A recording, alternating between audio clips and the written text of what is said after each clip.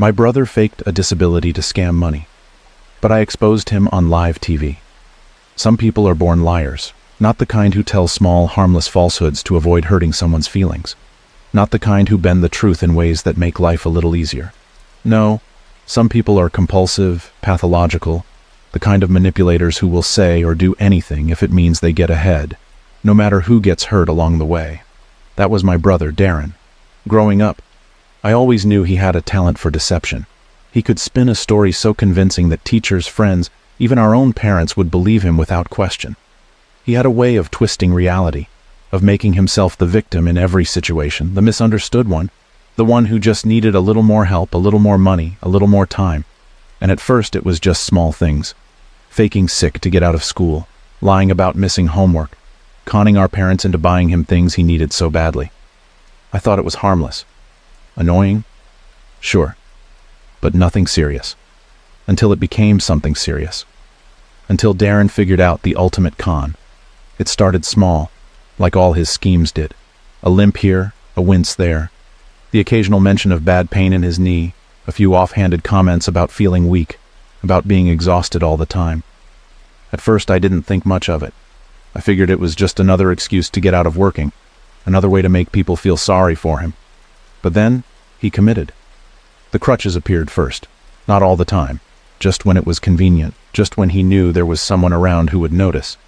Then came the doctor's visits, or at least the claims that he was seeing specialists, that he had some mysterious degenerative disorder that was making it harder for him to walk.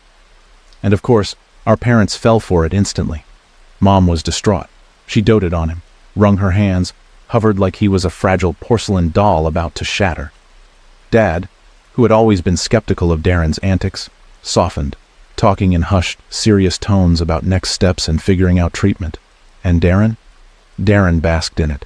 He played the role perfectly, wincing at just the right moments, sighing with feigned exhaustion, rubbing his temples like he was carrying the burden of the world. And then, the money started pouring in. It began with family donations, relatives wiring over funds to help with his medical bills, to support him while he focused on getting better. But it didn't stop there, because Darren, the master manipulator, wasn't just looking for sympathy from family. No, he was aiming bigger. Over the next few months, I watched in horrified fascination as Darren perfected his con. He applied for disability benefits. He launched a GoFundMe. He reached out to charities, spinning some bullshit sob story about his worsening condition, about how he couldn't afford treatment, about how the medical system was failing him. And people bought it. Thousands of dollars poured in. News outlets picked up the story. Celebrities retweeted his fake tragedy, encouraging their followers to donate and help this poor man in need. And through it all, Darren was living like a king. He moved into a luxury apartment, claiming he needed special accommodations for his condition. He bought designer clothes, took expensive vacations, all while making sure to post just enough pitiful updates to keep the donations flowing.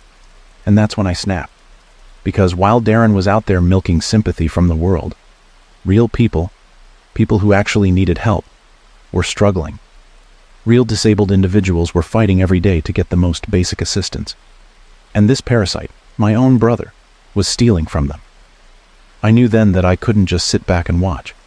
Darren had spent his entire life lying his way out of trouble.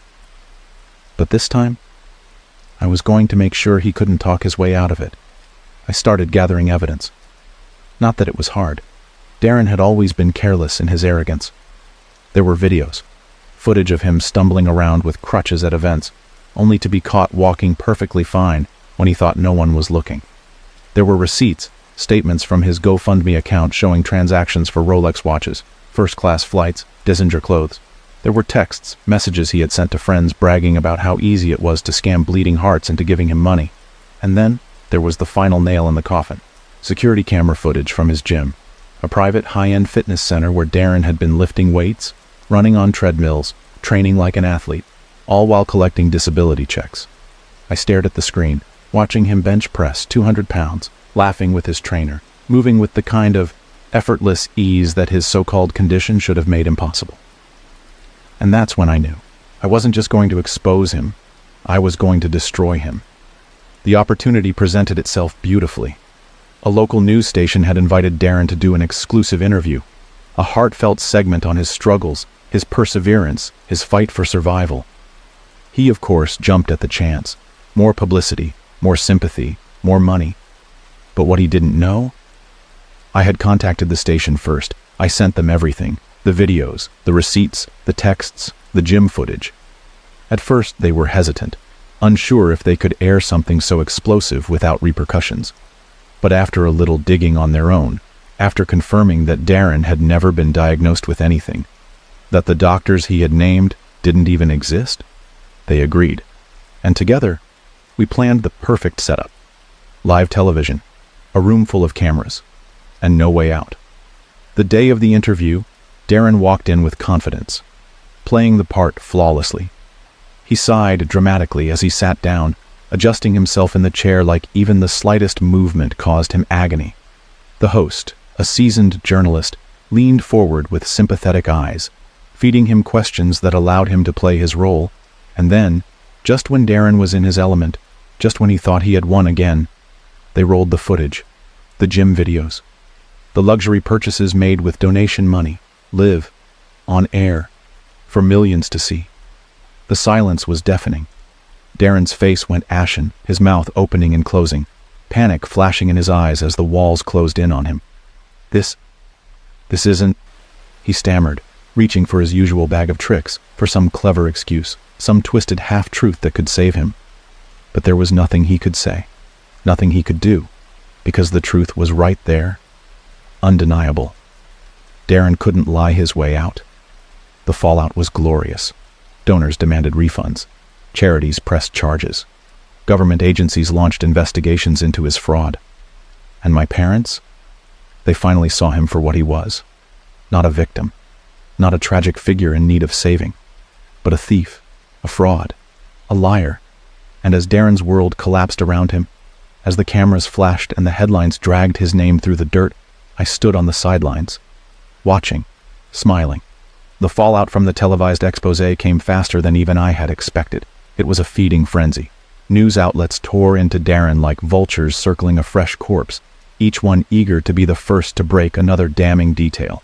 Social media erupted with outrage, dragging his name through the mud with the kind of unrelenting fury usually reserved for politicians caught in scandals. His GoFundMe shut down within hours. The charities that had once paraded him around as an inspiration released formal statements condemning his deception, scrambling to distance themselves from the fraud they had unknowingly endorsed.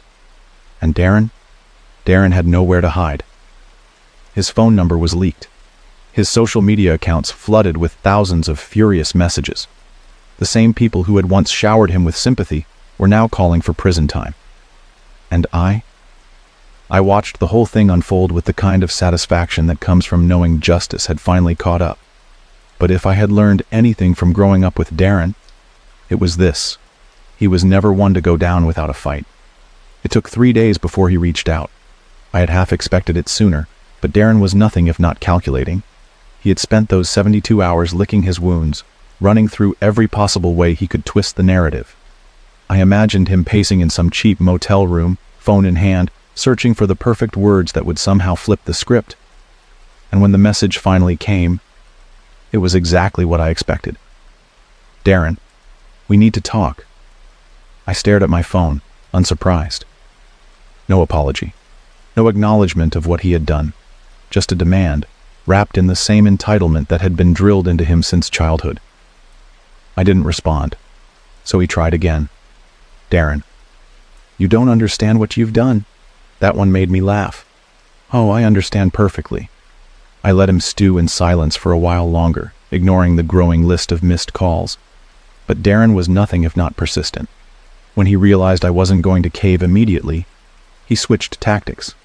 Darren, you think you're so righteous? You think you're better than me? You just ruined my life for what? Some petty revenge? There it was. The blame shifting, the self-victimization, the delusion. Darren wasn't mad that he had been caught.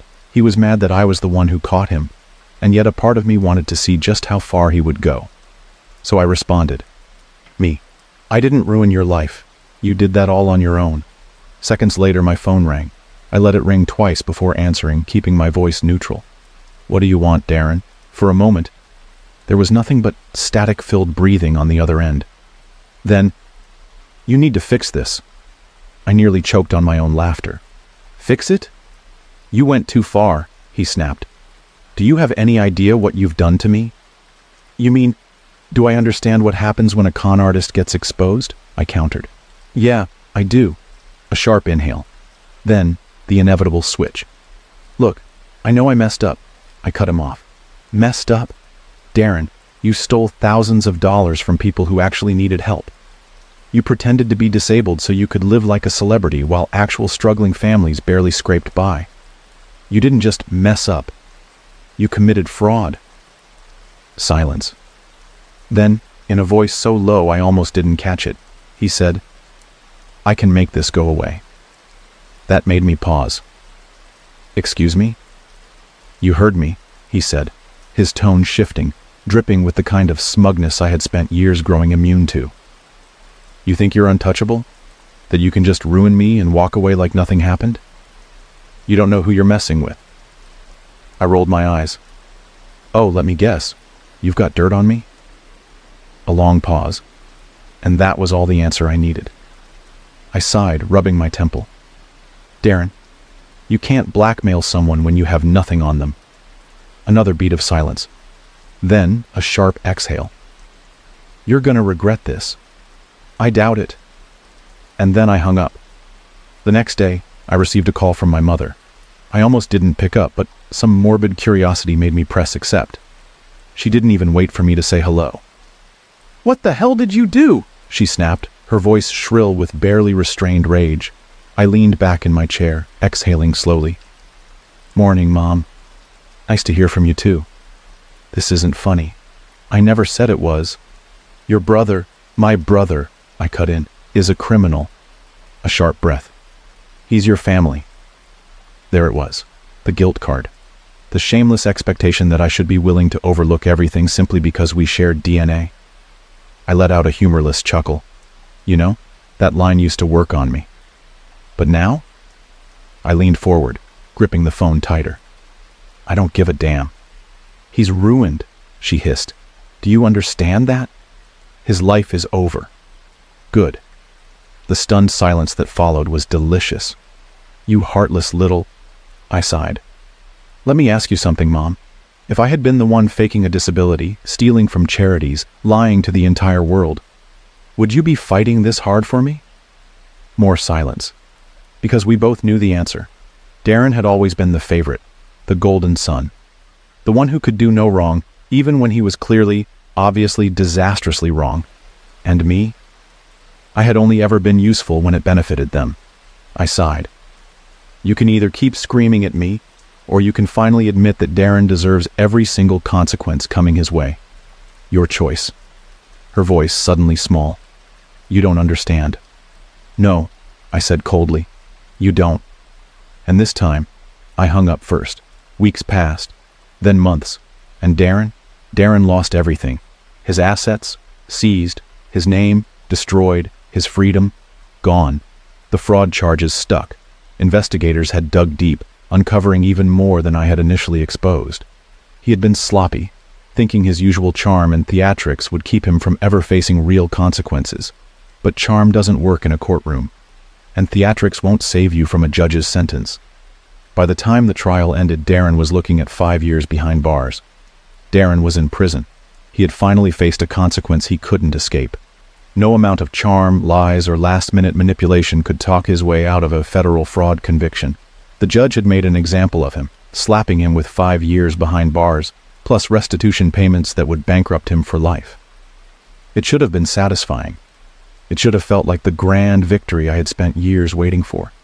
And yet, as I watched his sentencing play out on the news, as I read article after article dissecting his downfall, I couldn't shake the feeling that this wasn't over, because my parents weren't finished with me yet. At first, they went quiet. I had expected the usual barrage of calls, texts, and guilt-ridden emails demanding that I fix what I had done, that I should have protected Darren instead of throwing him to the wolves. But instead, nothing. It was eerie. Like the eye of a storm, a calm before the inevitable disaster. And then, it happened. The inheritance stunt. The first sign that something was wrong came in the form of a letter from a law firm. I had been drinking my morning coffee when I saw the envelope, thick and heavy, with my parents' attorney's name printed on the front. My stomach twisted. I had no illusions about where I stood with my parents. After Darren's trial, I was nothing more than a traitor in their eyes. But what could they possibly have to say to me through a lawyer? I tore it open, scanning the contents with a growing sense of disbelief. A formal notice, an official disinheritance. They had taken me out of the will. Not that I had ever expected anything. But the wording was brutal, written with the cold efficiency of people who wanted to make a point. Due to recent actions that have caused significant harm to this family, we have decided to revoke any inheritance previously designated to you. You are no longer entitled to any assets, properties, or financial distributions upon our passing. I let out a slow, disbelieving laugh. They really thought this would hurt me? That I would be devastated to lose out on money I had never wanted in the first place? This wasn't about finances. This was about punishment. A last, desperate attempt to make me feel the weight of their rejection. I tossed the letter onto the table, shaking my head. Let them cut me out. Let them take my name off every document, erase me from every legal tie. I had spent my entire life trying to earn their approval, bending over backwards to be the good, responsible child, the one who always cleaned up Darren's messes. And now? I was finally free. Or at least, that's what I thought. The next blow came a week later. I was at work, knee-deep in emails, when an unfamiliar number flashed across my phone. I almost ignored it, assuming it was just another reporter fishing for more dirt on Darren, but something told me to pick up. The voice on the other end was tense. "Is this—" The woman hesitated, flipping through what sounded like papers in the background. "The sibling of Darren Cooper?" I stiffened. "Who's asking?" "This is Detective Lisa Carter with the State Fraud Division. We need to speak with you about your involvement in your brother's case." Everything in me went ice cold. "My involvement?" I repeated, my grip tightening on the phone. "What the hell are you talking about?" There was a pause, then a sigh. "Mr. Cooper's legal team is arguing that you were aware of his fraudulent activities before the exposé and may have financially benefited from them. We need to discuss this with you in person."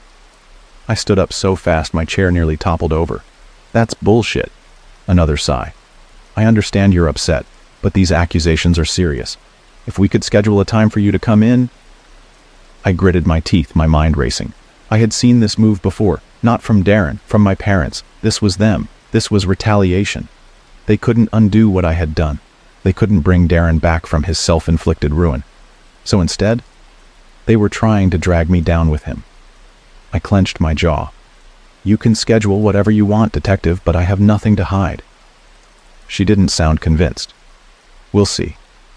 The call ended, leaving me standing in the middle of my office, my pulse hammering against my ribs. I should have expected this. I should have known they wouldn't let me go so easily. But if they thought I was going to roll over and let them frame me for Darren's crimes, they had severely underestimated me. The meeting at the precinct was as infuriating as I had imagined. Detective Carter sat across from me, her expression unreadable, her hands folded neatly on the desk between us. I had brought every piece of evidence I had, laid out a timeline that proved beyond any doubt that I had been the one to expose Darren, not profit from him. She listened, took notes, asked the usual questions. Then, after what felt like an eternity, she leaned back in her chair and exhaled. "Well," she said, shaking her head, "that certainly complicates things." I narrowed my eyes. "What does that mean?" She studied me, as if trying to decide whether or not to tell me something. Then, after a long pause, she slid a folder across the desk. "You should read this." I hesitated before flipping it open. The contents made my blood run cold. A formal statement from my mother. A sworn affidavit from my father, both of them claiming that I had known about Darren's fraud long before it was exposed, that I had allegedly helped cover it up. It was insane. Lies stacked on top of lies, so carefully crafted, so calculated, that if I hadn't been living the reality of this nightmare, I almost would have believed them myself. I slammed the folder shut, my hands shaking. "You've got to be kidding me," Carter sighed. "You've been exonerated of any direct financial gain, but they're still pushing for you to be charged as an accessory, even though we have no evidence of that being true." I let out a bitter laugh. "No evidence because it's a complete fabrication." She nodded. "I figured as much. But your parents are well connected, and this?" She tapped the folder. "This is going to drag you through hell before it's over." I sat back, running a hand over my face. Of course. They couldn't punish Darren for getting caught, but they could try to ruin me. I took a deep breath, forcing the anger back down. "So what now?" Carter studied me for a moment, then smirked. "Well," she said, "that depends." I frowned. "On what?" She leaned forward, lowering her voice. "On whether you're willing to fight fire with fire." And just like that, I realized this was far from over. Because if my parents wanted a war, I was ready to give them one. I sat in the interrogation room, my fingers drumming against the cold metal table as Detective Carter watched me with a knowing smirk. The fluorescent lights above cast an unflattering glare, washing everything in sterile, artificial brightness. My mind was already sprinting ahead, mapping out every angle, every possible counterattack I could use against my parents. Because that's what this was now. A war. They had made it clear they wouldn't stop until I was buried under the weight of their lies and manipulation. They couldn't undo what I had done to Darren, but they could drag me through the mud, twisting the truth until I was just as tainted as he was. But what they hadn't accounted for, I had receipts. Detective Carter tapped the folder in front of her, arching an eyebrow. "So, tell me," she said, her voice casual, like we were discussing dinner plans instead of legal warfare. "Just how far are you willing to go to fight this?" I exhaled slowly, my pulse steady despite the storm brewing inside me. "That depends," I said, mirroring her tone. "Just how badly do my parents want to go down with Darren?" Her smirk widened. "Now we're talking." I leaned forward, keeping my voice low. "They want to play dirty? Fine. But they forgot one thing. I know everything." Carter's expression shifted, intrigue flickering across her face. "Go on." I clasped my hands together, my mind racing back through every skeleton hidden in my family's closet. My parents had spent their entire lives crafting an image of perfection, a respectable, upstanding family with morals and values, pillars of the community. But behind closed doors, it had always been a lie. "Darren didn't become a liar by accident," I said. "He learned it from them." Carter leaned back in her chair, intrigued. "Are you saying they're guilty of something bigger than perjury?" I let out a short, humorless laugh. "Oh, detective, you have no idea how deep this goes." The first thread unraveled with my father. Most people knew him as a successful businessman, a respected figure in the corporate world. But I knew better. I knew about the off-the-books deals, the under-the-table money laundering disguised as consulting fees. I had emails, bank statements, wire transfers, all conveniently tucked away in a digital folder Darren had once tried to use to blackmail our own father. My brother had been reckless, but my father? He had been calculated. Carter's eyes darkened as I laid out the details. "If he wants to throw me under the bus," I said smoothly, "he might want to remember that his entire career could go up in flames with one well-placed leak." She exhaled slowly. "That's big." I wasn't done. Then there was my mother. She had always been the mastermind of our family's reputation management, the one who covered up Darren's early scams, who smoothed over every ugly truth with the right words, the right donations, the right threats. But even the best liars slip up eventually, and she had slipped up when she funneled Darren's fraud money through one of her charity organizations to make it look legitimate. The same money he had scammed out of charities meant for actual disabled people. The irony was almost poetic. Carter looked genuinely impressed now. "You have proof of this?" I nodded. "Paper trails don't lie." She let out a low whistle. "You do realize this means you could do a lot more than just clear your name, right?" I met her gaze, my voice calm. "I know." Carter studied me for a long moment, then smiled. "All right," she said. "Let's make them pay." The first shot was fired with the press. My family had weaponized public perception against me, twisting the narrative until I was the villain in their story. So I took back control. A well-timed leak to a journalist I trusted, one who had been digging into Darren's fraud long before the scandal broke. ensured that the truth about my parents' involvement hit the news cycle before they had a chance to spin another web of deception. The headline was brutal. New evidence links disgraced scammer's family to fraud. How deep does the deception go? Within hours, the internet was on fire. People who had once defended my parents as just another set of grieving parents turned on them instantly. The comment sections were ruthless. So they cut off their other kid but had no problem laundering their scammer son's money? Wow. This whole family is rotten. I hope they all go to jail. If even half of this is true, they're worse than Darren. I watched as years of carefully curated reputation building crumbled in real time, and I didn't feel an ounce of guilt. Then the legal system got involved. Carter had enough to open an official investigation into my parents' finances. Their accounts were flagged, their charities audited, subpoenas started rolling in, and just like that, my parents went from the ones pulling the strings to the ones running for cover. I was sitting in my apartment, scrolling through the latest news updates when my phone rang. I almost didn't pick up, but something in me wanted to hear them beg. I answered, my voice neutral. "Hello?" My mother's voice was shaking. "What have you done?" I smiled, letting the silence stretch. "I took a page out of your playbook." A sharp inhale. "You don't understand?" "Oh no, I understand perfectly." Her breath was unsteady. "We're being investigated. Your father—" She hesitated, voice dropping. "He could lose everything." I tilted my head, feigning sympathy. "Well, actions have consequences, don't they?" Her voice cracked. "You can't do this to your own family." I let out a slow, amused exhale. "Funny. That's exactly what I was thinking when you tried to frame me for Darren's crimes." Silence. My mother had nothing to say. I let the silence stretch until I was sure she felt the full weight of her defeat. Then, with a calm, deliberate finality, I said, "Enjoy the fallout." And I hung up. 2 days later, I received a message from Carter. "Carter, your parents lawyered up. They're trying to cut a deal." I smirked at my phone. Me. Let them try. They're not getting out of this one. The war my parents started had finally reached its last battle. For weeks, I watched from a distance as their perfect world unraveled. The carefully constructed image they had spent decades maintaining was now in ruins.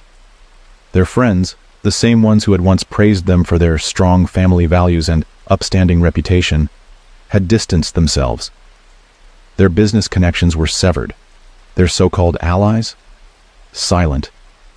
No one wanted to be associated with scandal, especially not one involving fraud, money laundering, and perjury. My father was under official investigation, his entire financial history being dissected with surgical precision. Auditors were digging into every transaction, every shady deal, every missing dollar that had been quietly swept under the rug over the years. My mother, on the other hand, was frantic. The woman who had spent her entire life controlling the narrative, ensuring that everything appeared perfect, was now helplessly watching it all burn. And Darren? Darren was rotting in prison, right where he belonged. It should have felt like closure, like justice. But it wasn't over just yet, because my parents had one last card to play. A desperate one. It happened on a Tuesday afternoon. I had just finished a meeting at work when my phone buzzed. Unknown number. I hesitated, debating whether or not to ignore it, but something told me to pick up. The moment I answered, my mother's voice came through the line. "I need to see you." I leaned against my desk, exhaling slowly. "Is that an apology I hear in your voice?" She ignored the jab. "I don't have time for games." "Neither do I replied coolly. "So whatever this is, get to the point." She hesitated. Then, in a voice barely above a whisper, she said, "We're leaving the country." That caught my attention. "Excuse me?" "We've made arrangements," she continued, her tone sharp, urgent. "We're selling the house, liquidating what we can. We'll be gone by the end of the month." I sat up straighter, my grip tightening around my phone. "You're running?" "Call it what you want," she said. "But we're not sticking around to be crucified." A bitter laugh slipped past my lips. "So after everything, after all the lies, after all the damage you've done, your solution is to flee?" "We don't have a choice." "No," I corrected. "You do have a choice. You could stay, face the consequences like adults." She scoffed. "Don't be ridiculous." I shook my head. Of course, because taking responsibility was never your strong suit. Silence stretched between us. Then her voice softened. This is your last chance. My breath hitched. Last chance for what? To be a family again. I closed my eyes, the weight of those words pressing against my chest. She was offering me a way back in. A chance to forget everything, to pretend like none of this had happened, to wipe the slate clean, pack my bags, and join them in whatever country they were planning to hide in. For a brief second, just a flicker of a moment, the child in me wanted to say yes. Because despite everything, despite all the pain, they were still my parents. But then I remembered the betrayal, the way they had tried to frame me, the way they had chosen Darren's lies over my truth, time and time again. I remembered the years of manipulation, the conditional love, the expectation that I would always clean up their messes. And I remembered that I was finally free. I exhaled slowly. No. A sharp inhale. What? I said no. I repeated, my voice steady. I'm not running, and neither should you. Her breath hitched. You don't mean that. I smiled, but there was no warmth in it. Oh, but I do. Another beat of silence. Then, her voice turned icy. You'll regret this. I tilted my head. Will I? You think you're better than us, she hissed. You think you've won? I don't think I've won, I said calmly. I know I have. She let out a sharp, furious breath. Don't you dare call us when things go wrong for you. Don't come crawling back when you realize you've made a mistake. I chuckled. Funny. That's exactly what I was about to say to you. She went silent. I could hear it in her voice. Fear. Because she knew. She knew that I was never coming back. She knew that this time, there was no manipulating me into forgiveness. She knew that she had lost. And so, with nothing left to say, she hung up. I stared at my phone for a long moment. Then, with a deep breath, I blocked her number. For good. 2 weeks later, they were gone. They had fled the country, just as my mother had said they would. The investigation into my father's financial crimes continued, but without him there to answer for them, all that remained was a family name tainted by scandal. Their house, the same house I had grown up in, the same house where I had been shaped into the person they wanted me to be, was sold to strangers. And Darren? Darren had no one left, no parents to bail him out, no money to bribe his way into early parole, just himself, alone, with nothing, exactly as he had left me.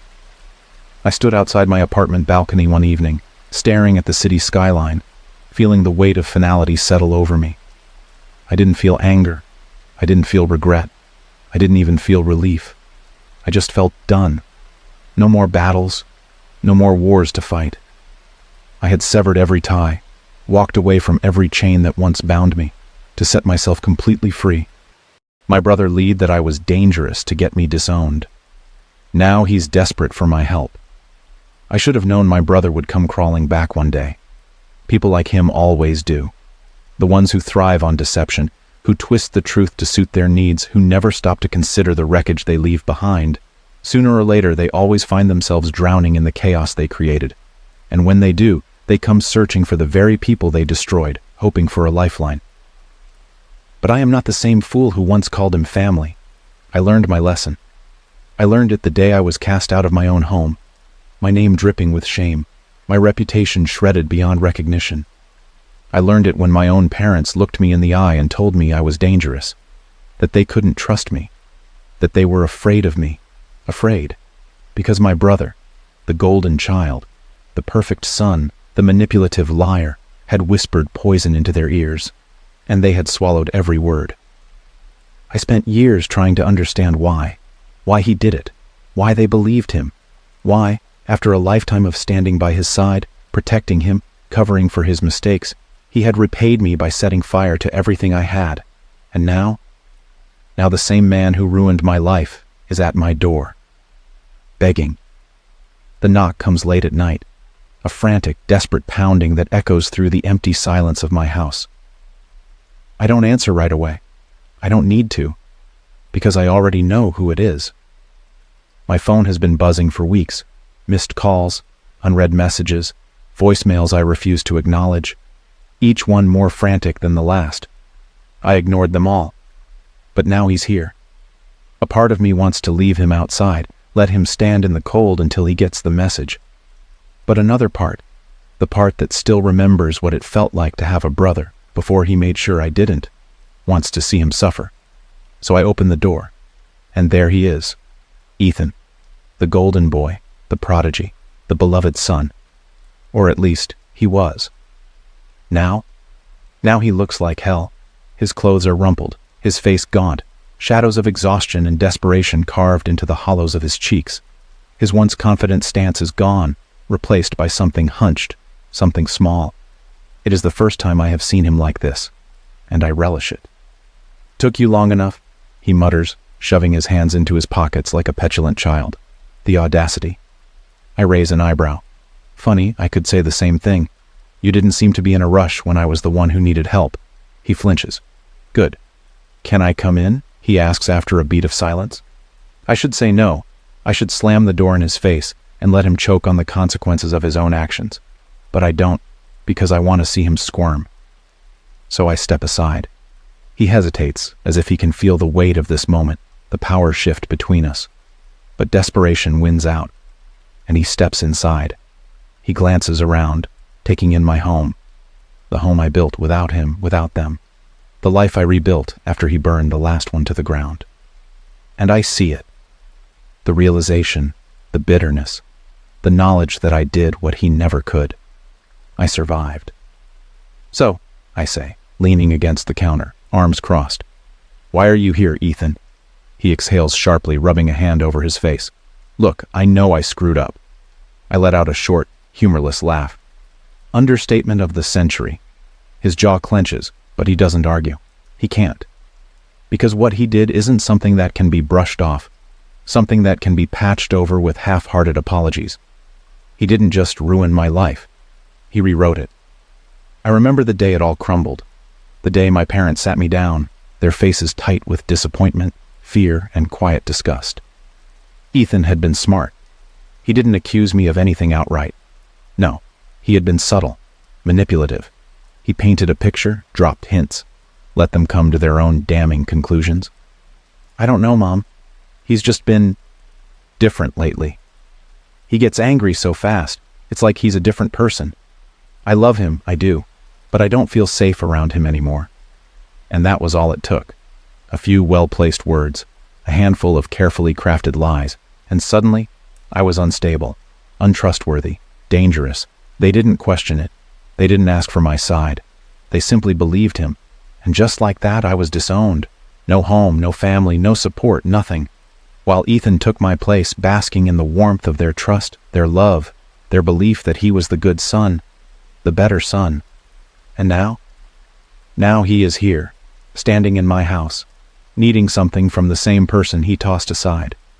The irony is almost poetic. I need help, he finally admits, voice small. Yeah, I say, staring him down. I got that much from the 80 missed calls. He shifts uncomfortably. I'm in trouble. Of course you are. He glares at me, but the anger fades almost as quickly as it comes. He is not in a position to fight me. Not anymore. I messed up, he says, jaw tight. I made some bad choices, trusted the wrong people, and now I owe money I don't have. I stare at him, expression unreadable. So let me get this straight, I say slowly. You destroyed my life, lied to our parents, turned them against me. And now, because you made some bad decisions, you expect me to bail you out? Silence. I didn't know what I was doing, he mutters. I thought... No, I cut him off. You knew. You just didn't care. Not until it came back to bite you. He looks away. He doesn't deny it, because we both know the truth. He never cared what happened to me. He only cared about what he could gain, and now that he has lost, he wants me to pick up the pieces, but I won't. I'm not helping you, I say finally. His head snaps up. You can't be serious. Dead serious, I say, voice like ice. You wanted me out of your life, Ethan. You made sure of it. So now you don't get to ask for my help. You don't get to come crawling back just because you finally got what you deserve. He stares at me, panic creeping into his expression. Please, I don't have anyone else. I smile. It is not kind. Sounds familiar. And with that, I open the door. Get out. He hesitates. I can see the last shred of hope flickering in his eyes, the desperate belief that I might change my mind, that I might still be the brother who once put him first. But that brother is dead, and I am done. So when he finally steps outside, shoulders slumped, I close the door behind him. Ethan doesn't leave right away. I watch from the window as he stands outside, shoulders hunched, his breath fogging in the cold night air. His hands tremble at his sides. Not from the chill, but from something deeper. Panic, realization, the slow creeping horror of understanding that for the first time in his life, there is no safety net beneath him, and I won't be the one to catch him. Good. I let the curtain fall back into place, shutting him out of sight. I won't give him the satisfaction of knowing whether I'm still watching. I want him to sit in that silence, in that fear, and feel the weight of it, the weight I carried for years. He doesn't knock again. Not tonight. But I know Ethan. He isn't done. Not yet. The next day, the messages start. First, from my mother. Sweetheart, I know things have been hard between you and Ethan, but he's going through something terrible right now. He needs you. We need you. Please call me. I stare at the screen, my pulse slow and steady. There it is, the switch. For years, I was the villain of this family, the dangerous one, the problem, the son who was cast out without hesitation, without proof, without a moment of doubt. And now, when their golden child is the one drowning, they need me. I let out a short, bitter laugh before deleting the message without responding. Then comes my father. We should talk. That's it. Not an apology. Not an admission that they were wrong. Just a curt, emotionless statement that demands nothing, yet still expects everything. I delete that one too. But the messages don't stop. By noon, my phone is a battlefield of desperate pleas and barely veiled guilt trips. Relatives I haven't spoken to in years suddenly remember I exist. My aunt, who never once called to check on me when I was struggling, now wants to remind me that family is forever. My uncle, who was the first to believe Ethan's lies, now urges me to be the bigger person. Be the bigger person. The phrase tastes like ash in my mouth. Where was that advice when I was the one left with nothing? When I was the one scraping by, rebuilding my life from the ground up while they watched from a distance, convinced they had done the right thing by cutting me off? Not once, in all those years, did they ever think they might have been wrong. But now that Ethan is suffering, now they want me back. It is almost laughable. I expect Ethan to come back, but I don't expect him to bring them. I am in the middle of answering emails when a knock echoes through my house, loud, firm, insistent. Not like last night. This isn't desperation, this is pressure. I already know who it is before I open the door. And I am right. Ethan stands in front of me, but he is not alone. My parents flank him, their faces tight with concern. Not for me, but for him. It is the first time I have seen them in person in years. And yet, I feel nothing. We need to talk, my father says, voice heavy with authority. The same authority that once dictated the course of my life. I lean against the doorframe, arms crossed. I don't think we do. My mother's expression tightens. Please, just hear us out. I should shut the door in their faces. I should send them away the same way they sent me away. But some dark, curious part of me wants to hear what they have to say, wants to watch them squirm. So I step aside. They enter cautiously, as if afraid they might not be welcome, as if they still have the right to expect to be. Ethan lingers near the door, looking down at his feet while my parents settle on the couch. My mother exhales shakily, as if this is hard for her, as if she is the one who has suffered. We made a mistake, she finally says. I don't react. Back then, she continues, we didn't see the full picture. We thought we were protecting you. I laugh, a sharp, bitter sound that makes Ethan flinch. No, you weren't protecting me, I say, voice cutting through the air like a blade. You were protecting him, at my expense. Silence. My father clears his throat. We believed Ethan because he was convincing. His eyes flicker toward my brother, and for the first time there is something else there. Resentment, doubt, good. They should doubt him. They should wonder why the perfect son they chose over me is now the one sitting here, begging for my help. Ethan told us things, my mother says carefully. Things that made us worry about you. We thought we were doing what was best. But we see now that we might have been wrong. Might have been. Not we were wrong. Not we ruined your life based on lies, and we are sorry. Just might have been. The words alone tell me everything I need to know. They still don't want to take full responsibility. They still want me to meet them halfway, as if they didn't cut me out like I was nothing, as if I am supposed to be grateful that they are even acknowledging their mistake. Why are you really here? I ask, my voice void of warmth. Ethan finally looks up, his face pale. Because I need your help. I don't say anything. I let the silence stretch, thick and heavy, until he is forced to suffer in it. I got involved with the wrong people, he continues. I owe money, a lot of money, and if I don't pay it back soon, things are going to get bad. And what does that have to do with me? I ask, tilting my head. His throat bobs. I know you've done well for yourself. You have the means to help. I stare at him, then at my parents, then back at him.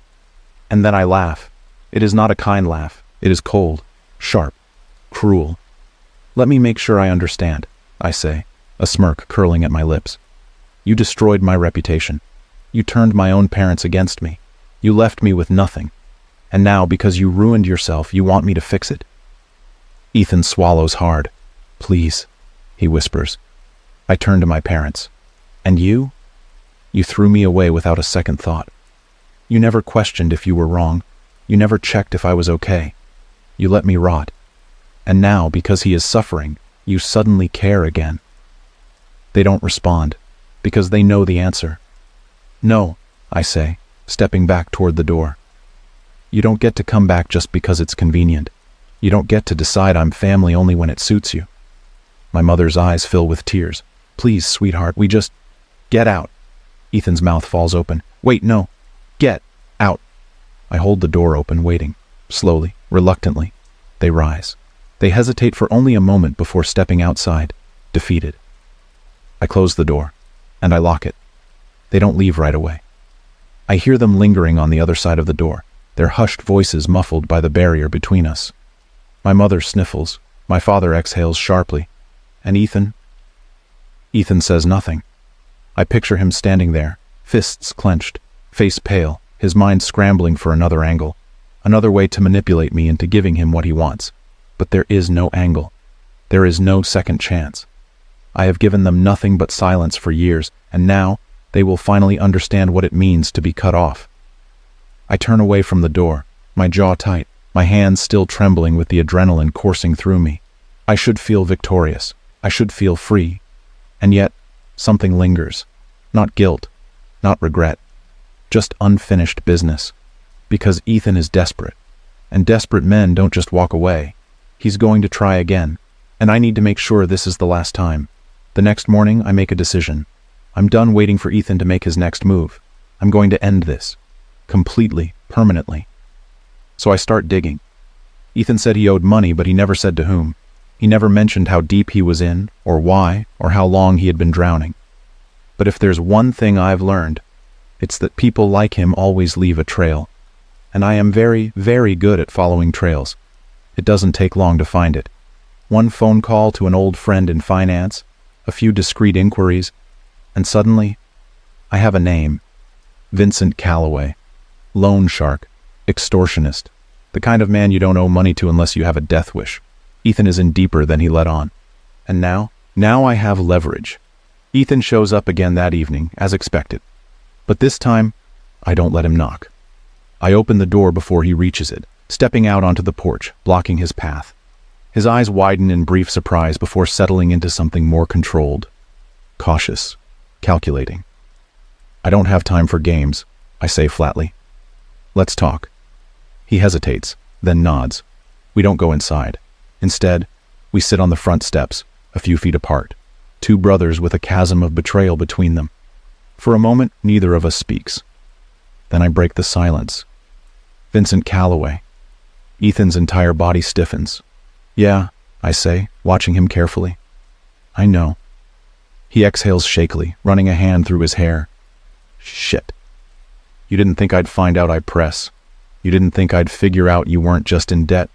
You were marked. His hands clench into fists. I didn't want to drag you into this. Oh, really? I let out a short, sharp laugh. Because it sure as hell seemed like that was the plan. He looks away, jaw tight. How much, I ask, my voice deadly calm. He swallows. $80,000. I blink. 80, Ethan. I shake my head. What the hell did you do? He exhales shakily. I thought I could flip it. Make some quick investments, double the money, pay him back before it became a problem. And let me guess, I say bitterly. You lost it all. He nods. Of course, because Ethan has always been reckless. Always been the one to take risks, knowing there was always someone, me, who would clean up his mess. But not this time. Vincent Calloway doesn't do payment plans, I say, watching him carefully. So, what's his offer? Ethan hesitates. Then, finally, he mutters, I have a week. Then, he comes collecting. I study him for a long moment. And I don't just see my brother. I see a man drowning in his own lies. A man who thought he was untouchable. A man who finally understands what it means to be alone. You deserve this, I say quietly. He looks up sharply, eyes burning with something between anger and shame. I know. And I believe him. I inhale deeply, letting the cold night air fill my lungs, clearing my thoughts. I could walk away. Let Vincent Calloway deal with him. Let him suffer the consequences of his own reckless choices, just like he made me suffer for his. But then what Ethan would get desperate. He'd keep coming back, keep dragging me into his hell whether I wanted it or not. And I refuse to let him have that power. I'll make you a deal, I say. He looks up warily. What kind of deal? I'll clear your debt. His breath catches. What? But, I cut in sharply. This is the last time. You take this deal and you disappear. For good. He stares at me.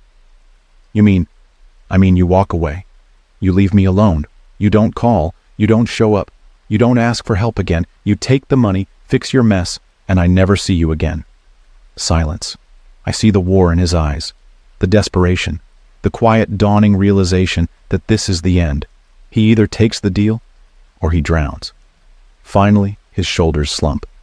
Okay, he whispers. And just like that, it's over. I don't hand Ethan the money. I deliver it myself. Because I don't trust him. Because I know him too well. Because I refuse to let him twist this into something else, some excuse to come back. Vincent Calloway is waiting for me when I arrive. The meeting is short, clean, money for silence. No more debts, no more threats. And just like that, Ethan's problem is gone. When I return home, I find a note slipped under my door. I don't deserve this, but thank you. I won't come back. I stare at the note for a long time before crumpling it in my fist. I don't feel relief. I don't feel vindicated. I feel nothing, and maybe that's for the best. Days pass, then weeks. Ethan doesn't call. Neither do my parents. I don't hear from any of them again, and my phone is silent. No more demands. No more guilt. No more being the scapegoat for a family that never truly valued me. I stand in the home I built with my own hands, surrounded by the life I forged from the ashes of their betrayal.